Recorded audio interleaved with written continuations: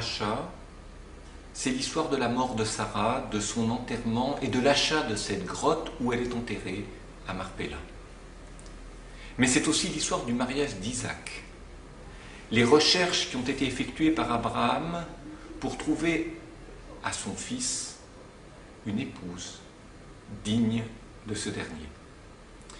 Il fait appel à son serviteur préféré, qui est un vrai disciple, Eliezer, pour se rendre en Mésopotamie et chercher là-bas la femme digne d'Isaac. Eliezer se met en route. Il arrive sur ces terres qu'Abraham avait connues, d'où il était parti. C'est la terre de Nachor, frère d'Abraham, de ses descendants, dont Laban, que nous allons très vite rencontrer. À partir de là, Eliezer n'a que l'embarras du choix. Mais à peine arrivé, il doit abreuver les chameaux. Il cherche donc un puits où ces derniers, qui ont beaucoup marché, pourront trouver de l'eau à boire.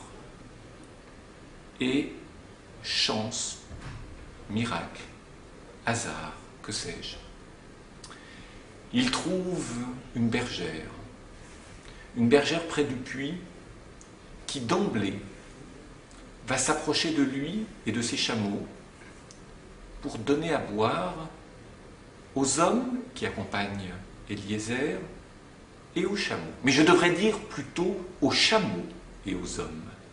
L'ordre est ici très important. Pourquoi cette jeune bergère, nous savons qu'il s'agira de Rebecca, Rivka, la future épouse d'Isaac, pourquoi donne-t-elle à boire aux chameaux avant de proposer à boire à Eliezer et ses hommes? Donner à boire aux chameaux est le signe qu'Eliezer a reconnu comme étant la marque de quelqu'un d'extrêmement digne, étant donc la marque des qualités de Rivka, Rebecca, il l'a choisie à cause de ça, parce qu'elle abreuve les chameaux avant de donner à boire aux hommes.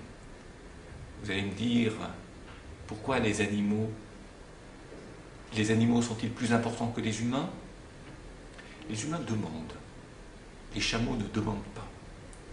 Et proposer à boire aux chameaux, aux animaux, avant de proposer à boire aux hommes, c'est rester attentif à ceux qui ne parlent pas, ceux qui n'ont pas de demande explicite, qui vivent en retrait, qui n'ont pas moins de besoins que les hommes, eux qui demandent, mais qui de fait, parce qu'ils ne demandent pas, et risquent d'être oubliés.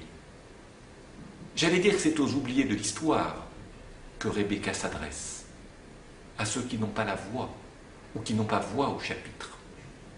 Et c'est peut-être parce qu'elle donne d'abord la priorité à ceux qui n'ont pas voix au chapitre qu'elle est reconnue par Eliezer comme cette mère potentielle d'Israël, une matriarche.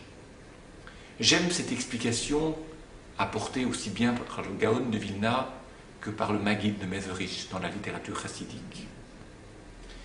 Prêter attention aux besoins de ceux qui ne demandent pas. Ne pas interpréter les silences, mais être attentif à ce qu'ils peuvent contenir.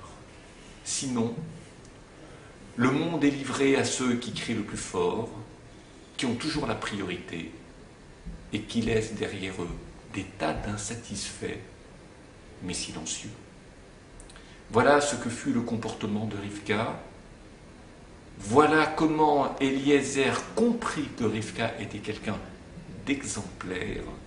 C'est la raison pour laquelle il ouvre ses négociations avec cette famille, la famille de Rivka, pour que celle-ci l'accompagne et revienne sur la terre d'Israël pour épouser Isaac, sachant que la décision relevait de la seule Rivka. Contrairement à Abraham qui s'est entendu dire par Dieu « L'Echa va pour toi », Rivka n'entend pas la voix de quelqu'un d'autre. Elle prend les devants et elle dit « Je veux partir ». Ce « je veux partir » est essentiel parce que Rivka est une femme de parole, Nous la retrouverons dans les parachiotes qui viennent toujours en situation de parole, aussi bien auprès de son mari Isaac qu'auprès de ses enfants Jacob et Ésaü.